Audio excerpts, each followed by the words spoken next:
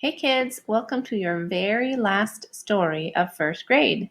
But before we read it, we're going to go over the words to know from the story. So number 1 is second, S-E-C-O-N-D, second. The boy is trying to tie his second sneaker. Number 2, ball, B-A-L-L, ball. She practiced until she could hit the ball well. Number 3, across, A-C-R-O-S-S, across. The runners dashed across the finish line. Number 4, head, H-E-A-D, head. He hit the ball with his head to make a goal. Number 5, herd, H-E-A-R-D, herd. The children heard clapping at the end.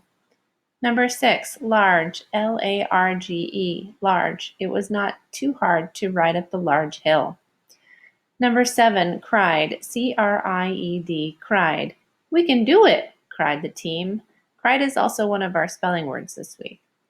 Number 8, should, S-H-O-U-L-D, should. The teacher said that she should try again.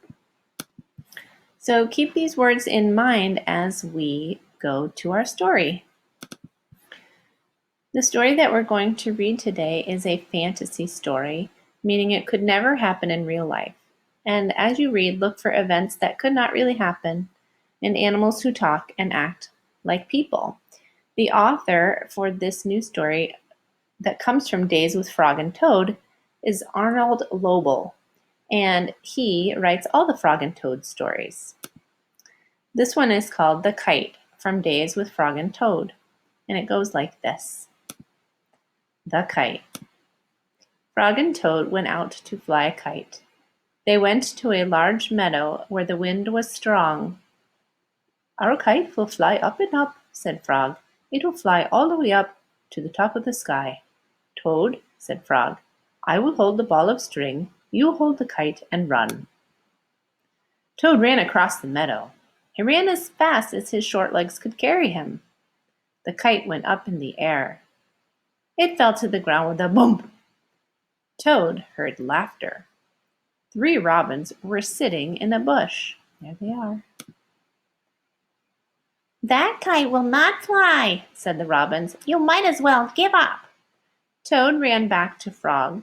Frog, said Toad, this kite will not fly. I give up. Oh, we must make a second try, said Frog. Wave the kite over your head. Perhaps that will make it fly. Toad ran back across the meadow. He waved the kite over his head. The kite went up in the air and then fell down with a thud. What a joke, said the robins. That kite will never get off the ground. Toad ran back to Frog.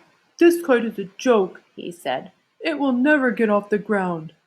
Oh, we have to make a third try, said Frog. Wave the kite over your head and jump up and down. Perhaps that will make it fly. Toad ran across the meadow again. He waved the kite over his head. He jumped up and down. The kite went up in the air and crashed down into the grass. That kite is junk, said the robins. Throw it away and go home. Toad ran back to Frog. This kite is junk, he said. I think we should throw it away and go home. Toad, said Frog, we need one more try. Wave the kite over your head, jump up and down, and shout, Up, kite, up! Toad ran across the meadow. He waved the kite over his head. He jumped up and down. He shouted, Up, kite, up! The kite flew into the air. It climbed higher and higher. We did it! Cried Toad. Yes, said Frog. If a running try did not work, a running and waving try did not work, and a running, waving, and jumping try did not work, I knew that the running, waving, jumping, and shouting try just had to work. The robins flew out of the bush, but they could not fly as high as the kite. Frog and Toad sat and watched their kite. It seemed to be flying way up to the top of the sky. The end. So I want you to think, guys, what actually helped the kite fly? And We'll talk about it later this week. Enjoy our week, friends.